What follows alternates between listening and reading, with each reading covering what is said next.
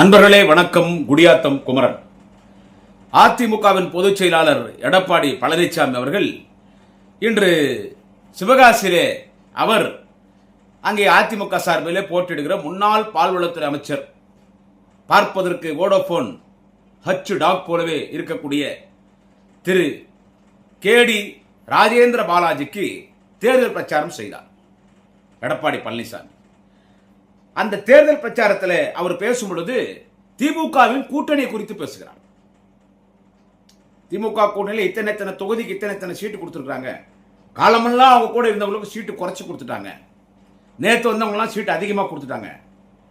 அது எங்க பிரச்சனை இல்லை, அது திமுக கூட்டணி கட்சி தலைவர்களும் திமுக தலைவர் தளபதி அவர்களும் இது பேசுற அது அவங்களுக்குள்ள பேசி தீர்த்துக்கிற பிரச்சனை. கூட்டணி உடன்பாடு ஆயிடுச்சு, சீட்டு கொடுத்தாச்சு, வேட்பாளர்களும் எல்லா கட்சியில அறிவிச்சாச்சு. திமுக வேட்பாளர், கூட்டணி கட்சி வேட்பாளர் எல்லாம் ஓட்டு கேட்டுட்டு இருக்காங்க. போற இடமெல்லாம் திமுகவிற்கும் திமுக கூட்டணி கட்சிகளுக்கும் அமோக வரவேற்பு இருக்கிறது, மக்கள் மத்தியில பெண்களின் ஆதரவு இருக்குது. எங்களுக்குள்ள எந்த பிரச்சனையும் இல்லை, திமுக கூட்டணிக்குள்ள எந்த பிரச்சனையும் இல்லை. உங்களுக்கு எங்க மேன் வலிக்குது மிஸ்டர் எடப்பாடி பழனிசாமி? உங்களுக்கு எங்க வலிக்குது? நீங்க உங்களது போய் கரெக்டா ஏரியில வாஷ் பண்ணுங்க, லேக்ல போய் உங்களது போய் கரெக்டா வாஷ் பண்ணுங்க, ஏரியில போய் உங்களது கிளீனா கழுவிக்குங்க. இன்னொருத்தர் கழுவுனாங்களா இல்லையான்னு பார்க்காதீங்க, முதல்ல உங்களுக்கு சுத்தமா கழுவிக்குங்க.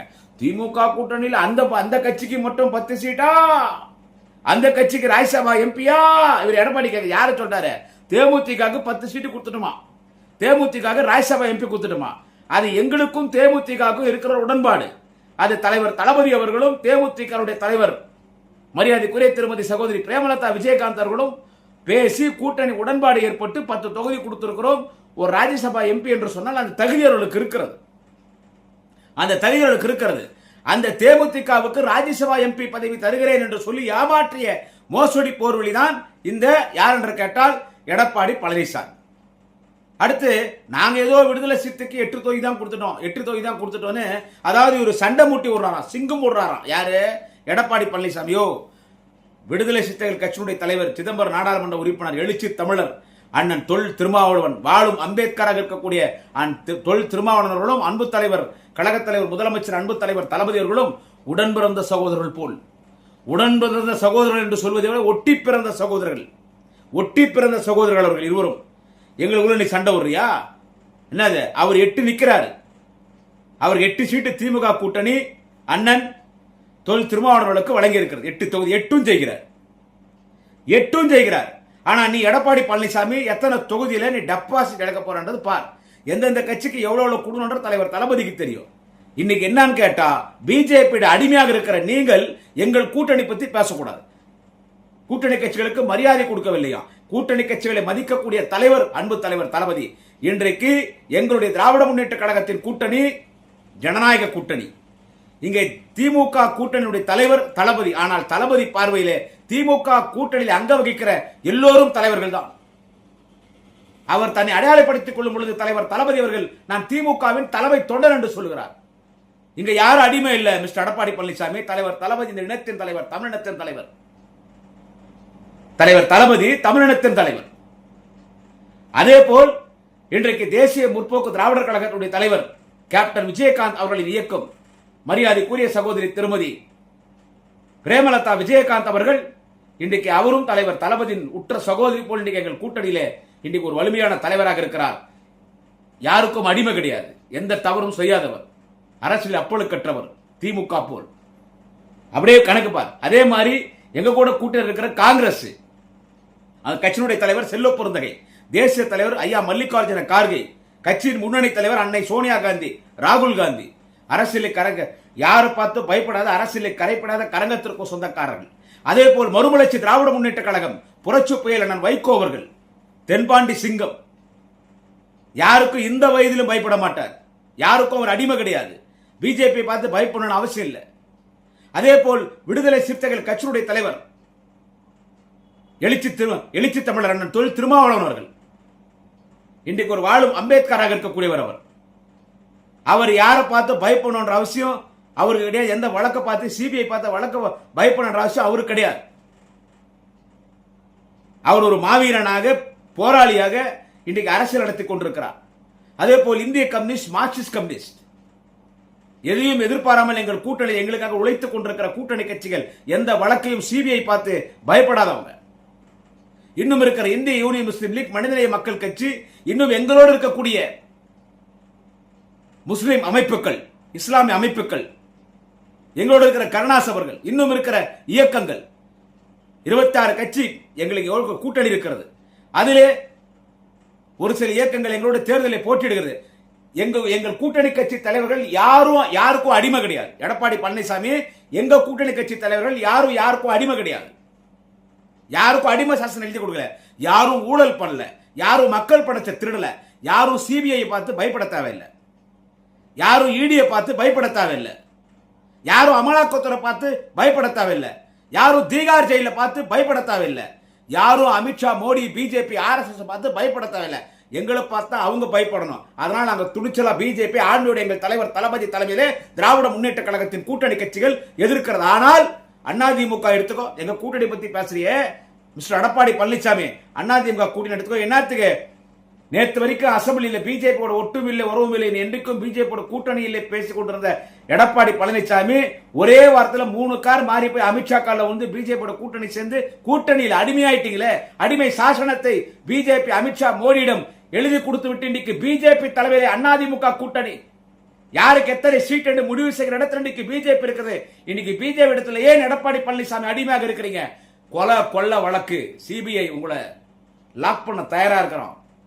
இடி ரைடு, அமலாக்கத்துறை ரைடு, ஜெயிலு, பயந்து போய் இன்னைக்கு பிஜேபி கிட்ட சரண்டர் ஆயிருக்கிறீங்க நீங்க. அதே மாதிரி உங்க கட்சியில யார் இருக்கிறாங்க? டாக்டர் அன்புமணி மருத்துவ கல்லூரி ஒதுக்கீட்டு செய்ததில் சிபிஐ வழக்கு இருக்கிறது. அவரும் ஒரு குற்றவாளி. அதுக்கு அடுத்து யார் உங்க கட்சியில? உங்க கட்சியில அடுத்து யார் இருக்கிறாங்க? அந்த ஐஜேகேவே யாரு? அது பாரிவேந்தரா யாரு? 158 கோடி 159 கோடி மெடிக்கல் ஷீட்ல ஊழல், அங்கே சிபிஐ ரைடு உங்கள்கிட்ட இருக்கிறாங்க. அடுத்து உங்க கூட இருக்கிறது யாரு? சரத்குமார். ரேடன்ல சிபிஐ விட்ட ரைடு, அமலாக்கத்துறை விட்ட ரைடு, என் பொண்டாட்டி பாத்ரூம்ல குளிச்சுனுக்குது, அது கூட பார்க்காம கதவு உடைக்கிறாங்க. சரத்குமார் அழுதாரு. சரத்குமாரை மிரட்டி கட்சியை கழிச்சு பிஜேபி வாயான்ட்டாங்க. பிஜேபி வந்தாச்சு. இப்படி உங்க கட்சியில் இருக்கிற எல்லாருமே எடுத்துக்கங்க. எத்தனை கட்சிக்குதோ அத்தனை கட்சி எடுத்து பாருங்க. எல்லாமே ரைடு, எல்லாமே சிபிஐக்கு பயந்து, எல்லாருமே ஊழல் பண்ணிட்டு, என்ன சொல்றது, எல்லாம் ஊழல் பண்ணிட்டு சிபிஐக்கு பயந்து இன்னைக்கு பிஜேபியிடம் அடிமையாக இருக்கிற கூட்டம் தான் யாருடைய கூட்டம்? உங்களுடைய கூட்டம், உங்களுடைய கூட்டம். அடுத்த கட்ட பஞ்சாயத்து, ரவுடித்தனம், ரவுடிசம், கொல்ல, பாலியல் பலாத்காரம், கஞ்சா வியாபாரிகள், இவர்கள் மீது பல வழக்குகள். இவர்கள் உங்கள் கட்சியில 1 சீட்டு 2 சீட்டு. எனவே அதிமுகவின் பிஜேபி அதிமுக கூட்டணியில் இருக்கிற எடப்பாடி பழனிசாமி உள்ளிட்ட அனைவர்கள் மீது குற்றப்பின்னணியில வழக்குகள் இருக்கிறது. சிபிஐ மீது வழக்குகள் பதிவு செய்யப்பட்டிருக்கிறது. ஊழல் செய்திருக்கிறீர்கள். எனவே சிபிஐ ரைடுக்கும் ஜெயிலுக்கும் வழக்குக்கும் பயந்து போய் இன்றைக்கு அதிமுகவிடம் அடிமையாக இருக்கிற கூட்டணி தான் அதிமுக பாஜக கூட்டணி, அக்யூஸ் கூட்டணி. அதுபோல் திமுகவின் கூட்டணி. எவனாலும் சொல்ல முடியுமா? எங்கள் கூட்டணி கட்சி தலைவர்களிலே யாராவது ஒருவரை உங்களால் குறை சொல்ல முடியுமா? ஒருவரை குறை சொல்ல முடியுமா? எங்களை பார்த்து உங்க கூட்டணியில் இவனுக்கு ஆத்த சீட்டு கொடுத்த, அவருக்கு ஆத்த சீட்டு கொடுத்த, அவங்கள ஸ்டாலின் மதிக்கல, இவங்கள ஸ்டாலின் மதிக்கலையோ. உன் கூட்டணி பாரியா, முதல்ல உன் கூட்டணி பார். நான் மீண்டும் எடப்பாடி பழனிசாமி எங்க கூட்டணி பத்தி பேசாத. எங்க கூட்டணி ஜெயிக்க போகுது. அவன் ஒருத்தக்கிறானே அந்த தற்கொலை பொம்பளை பொறுக்கிய குடிகார விஜய், அவன் மட்டும் யாரு? அவனும் பிஜேபி பி டீம் தான். அவனும் அமலாக்கத்துறைக்கு பயந்து போய்கிறான். அந்த 41 பேரை கொலை பண்ணிட்டு சாட்சியோட மாட்டிட்டு இருக்கான் பிஜேபி கிட்ட. ஏன் அவனுக்கு துணிச்சல் இருந்தா, தைரியம் இருந்தா, அவர் ஆண்மகனா இருந்தா விஜய் பேசுடா, நீ பிஜேபி எதிர்த்து மோடியை எதிர்த்து பேசுடா. இன்னைக்கு நாளைய தமிழக மாண்புமிகு உதயநிதி ஸ்டாலின் பேசுறாரு, நான் ஈடியும் பார்ப்பேன் மோடியும் பார்ப்பேன், பேசுடா. பிஜேபி எதிர்த்து பேசுறா விஜய் கேக்குற, எதிர்த்து பேசு, பிஜேபி எதிர்த்து பேசுவியா? ஆப்படிப்பான். திமுக தான் பேசுவான். ஏன்னா நாங்க ஒன்னும் பண்ண மாட்டோம். அவங்களுக்கும் தெரியும். தளபதி இயேசு புத்தர் காந்தி வழியில் அரசு நடத்தக்கூடிய தலைவர் அன்பு தலைவர் தளபதி ஸ்டாலின், தமிழகத்தின் நிரந்தர முதல் அன்பு தலைவர் தளபதி ஸ்டாலின் ஒரு நேர்மையான அரசியல்வாதி. எனவே பொய் வழக்கு போட மாட்டார், பழி வாங்க என்று தெரியும். அதனால அவன் பேசுகிறான். அத்தனை பேர் பிஜேபிக்கு அடிமையா இருக்கிற பிஜேபியின் அடிமை கூட்டங்கள், பிஜேபிக்கு அடிமை சாசனம் எழுதி கொடுத்திருக்கிற கூட்டணி தான் அதிமுக பாஜக இருக்கிற கட்சிகள், கூட்டணி கட்சிகள். அதே போலதான் விஜய். நாங்க யாருக்கும் அடிமையா இருக்கணும் அவசியம் இல்லை எடப்பாடி. நாங்க யாருக்கும் அடிமையா இருக்கணும் அவசியம் எங்களுக்கு கிடையாது. அதனால நாங்க 10 சீட்டு கொடுப்போம். ராஜ்யசபா எம்பி கொடுக்கிறது எங்க இஷ்டம். அடுத்து கமலஹாசன் பத்தி பேசுறாங்க. அவர் எவ்வளவு பேர் நடிகர், அவரு எவ்வளவு பேர் நடிகர். இன்னைக்கு கமலஹாசன் மாதிரி ஒரு நடிகன் காட்டியா இந்த உலகத்துல?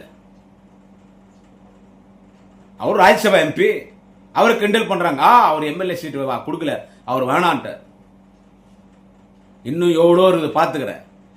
திமுகவும் நானும் ஒண்ணுதான். இன்னைக்கு தமிழக மக்களின் பிரதிநிதியாக இன்றைக்கு நாடாளுமன்ற மாநிலங்களுக்கு சென்றிருக்கிறேன். இந்த தேர்தலில் அன்பு தலைவர் தளபதி ஸ்டாலின் அவர்கள் 2வது முறை முதலமைச்சராக வர வேண்டும். அதுதான் என்னுடைய கொள்கை கூட, அதுதான் என்னுடைய லட்சியம் கூட. அதற்காக நான் திமுகவிற்கு பிரச்சாரம் செய்யணும் அவர் வந்திருக்கிறார். எனவே எல்லோரும் கொள்கைவாதிகள். அப்படிப்பட்ட ஒரு கொள்கைவாதியை அதிமுக கூட்டணியில் காட்டு. எடப்பாடி நீ கூட்டம் சேர்த்து 500 ஆஃப் பிரியாணி புடவை வேஷ்டி கூட்டத்தை கூட்டணும்ட்டு நீங்க பேசிட்டா நீங்க பெரிய லீடரா ஆவோன்னா போத போத போத போத போத. முதல்ல டாஸ்மாக் கடை கண்டுபிடிச்சது உங்க அம்மா அம்மையார் செல்வி ஜெயலலிதா தான். அவங்க தான் தனியார் மதுபான கடையை அரசாங்கமே மதுபான விற்பனை செய்யும் என்று டாஸ்மாக் கடையை கண்டுபிடித்தவர் உங்கள் அம்மா செல்வி ஜெயலலிதா. எடப்பாடி பழனிசாமி ஒரு அரசியல் கட்சி தலைவர். இந்தியாவிலே முதல் மதுபான ஆலயம். பிராந்தி, வின்னு, ஜின்னு, ரம்மு, பீரு தயாரிச்சது மிடாஸ் டிஸ்டரிஸ். மிடாஸ் மதுபான ஆலயம் ஜெயலலிதா சசிகலா. அதனாலதான் அரசாங்கமே மதுபான கடை நடத்த சொல்லி டாஸ்மாக் கடையை கொண்டு வந்தது நீங்க, பாட்டிலுக்கு 10 ரூபாய் வித்தது நீங்க, டாஸ்மாக்ல ஊழல் பண்ணது நீங்க, போதை கலாச்சாரத்தை கொண்டு வந்தது நீங்க, கஞ்சா இல்லாம 3 மாசம் ஆட்சிக்கு வந்து ஆக்குவேன்னு சொல்ற எடப்பாடி பழனிசாமி. உன்னுடைய 10 வருடம் காலம் 10 வருடம் அதிமுக ஆட்சி செய்யும் பொழுதுதான் கஞ்சாவே நீ போலீஸ் பிடிக்கல, நீ பிடிக்க சொல்ல. இப்ப போலீஸ் கரெக்டா கஞ்சா பிடிக்கிறாங்க, ஹெரோயின் பிடிக்கிறாங்க, பிரவுன் சுகர் பிடிக்கிறாங்க, கொக்கைன் பிடிக்கிறாங்க, எல்லாம் பிடிக்கிறாங்க. உன் ஆட்சியில பிடிக்கல, அது என் ஆட்சியில இல்ல கஞ்சான்ற. கஞ்சா விற்கிறது அதிமுக காரன், போலி மதுபானம் விற்கிறது அதிமுக காரன், பிஜேபி காரன், 2 பேர் கூட்டு களவாணி பசங்க. பெண்கள் பாலியல் பலாத்காரம், அதை பத்தி நீ பேசலாமா எடப்பாடி? நான் நம்ம சேனல்ல பலமுறை பேசிட்டேன். பொள்ளாச்சியில 100 பெண்களை கற்பழித்தான் பொள்ளாச்சி ஜெயராமன் மகன். 100 பெண்களை கற்பழித்தான் பொள்ளாச்சி ஜெயராமன் மகன். அவன் மீது எடுத்த நடவடிக்கை என்ன? அவன் தான் நம்பர் 1 அக்யூஸ்ட். பொள்ளாச்சி ஜெயராமன் மகன் தான் நம்பர் 1 அக்யூஸ்ட். அவனை எஃப்ஐஆர்ல அவன் பேர் எடுத்தது யாரியா? நீ எடப்பாடி பழனிசாமி. அப்ப அவன் 100 பெண்களை கற்பழிச்சான். அவன் அக்யூஸ் பேர்ல இருந்து நம்பர் 1 அக்யூஸ் பேர்ல இருந்து அந்த குற்றப்பத்திரிகை பேர்ல இருந்து பொள்ளாச்சி ஜெயராமன் பேரை எடுத்தாச்சு. அது பொள்ளாச்சி ஜெயராமன் பையனுக்கு எடப்பாடி பழனிசாமி விளக்கு புடிச்சதுக்கு சமம். 100 பெண்களை கதற கற்பழிக்கிறான். திமுக ஆட்சியில பாலியல் பலாத்காரம், பெண்களுக்கு பாதுகாப்பு இல்லைன்ற 1-2 நடக்குது. அதை நான் நியாயப்படுத்தி பேசல. அதை காவல்துறை உடனடியாக கடுமையாக நடவடிக்கை எடுக்கப்படுகிறது. தலைவர் தளபதி அவர்கள் தேர்தல் அறிக்கையில் சொல்லியிருக்கிறார், இனி எவனாவது பெண்களை பாலியல் பலாத்காரம் செய்தால் அவன் 1 மாதத்தில் தூக்கிலிடப்படுவான். முதல் தூக்கே பொள்ளாச்சி ஜெயராமன் பையனுக்கு தான். 100 பெண்களை கற்பழிச்சா பொள்ளாச்சி உலகமே நடுங்கி போய், அண்ணா விட்டுடுனா, பெல்ட்ல அடிக்காதனா, வலிக்குதுனா, அண்ணா விட்டுடுனா, என்ன அடிக்காதனா. ஒரு பொண்ணு கதறிச்ச ஞாபகம் இருக்குது எடப்பாடி பழனிசாமி. உன் கட்சியினுடைய எம்எல்ஏ, உன் கட்சியினுடைய உனக்கு கூட இருக்கிற பொள்ளாச்சி ஜெயராமன் பையன் 100 பெண்களை கற்பழிச்சான். 100 பெண்களை கற்பழிச்சான். நீ பேசுறியா பாலியல் பலாத்காரத்தை பத்தி? எதை பத்தியும் பேசுறதுக்கு எடப்பாடி பழனிசாமி உனக்கு தகுதி கிடையாது. எதை பத்தியும் பேசுறதுக்கு உனக்கு எதுவுமே தகுதி கிடையாது. எங்க கூட்டணி பத்தி பேசுற? எங்க கூட்டணி வலிமையான கூட்டணி. எங்க கூட்டணி 100% அப்படியே அடிக்குது. 200க்கும் மேற்பட்ட தொகுதி தலைவர் தளபதி வெல்வார். எனவே தேர்தல் பிரச்சாரத்தில் பேசும்போது ஏதோ வேணாலும் பேசிவிடலாம், என்ன வேண்டுமானாலும் பேசிவிடலாம் என்று எடப்பாடி பழனிசாமி பேசக்கூடாது. இப்பதான் நாங்க எங்க தலைவர் தளபதி இன்னைக்கு திருவாரூர்ல பிரச்சாரம் ஆரம்பிச்சிருக்காரு. நேற்றுக்கு நாளைய தமிழக மாண்புமிகு உதயநிதி ஸ்டாலின் பிரச்சாரத்தை ஆரம்பிச்சிட்டாரு. இன்னைக்கு கூட்டணி கட்சி தலைவர்கள் வரப்போறாங்க. எங்க பேச்சாளர் பட்டாளம் வரப்போறோம். என்னை போன்றவர்கள் சமூக வலைத்தளங்களை பேச போகிறோம். முடிந்தால் உன்னால் எங்களுக்கு பதில் சொல்லு. முடிஞ்சால் உன்னால் எங்களுக்கு பதில் சொல்லு. ஓகேவா? எங்க கூட்டணி பற்றியெல்லாம் நீ பேசாத. இது ஜனநாயக கூட்டணி. எங்கள் கூட்டணி கட்சியின் தலைவர்கள் தாய்ப்பாலில் தூசிப்பட்டாலும் பொது வாழ்வில் தூசிப்படாத தலைவர்கள் எங்கள் கூட்டணி கட்சியின் தலைவர்கள். ஆனால் உங்கள் கூட்டணி கட்சியின் தலைவர்கள், உன் உட்பட உன் கூட்டணி கட்சியுடைய தலைவர்கள் அனைவரும் குற்ற பின்னணியில் இருக்கக்கூடிய குற்றவாளிகள். சிபிஐ உங்கள் மீது வழக்கு பதிவு செய்திருக்கிறது.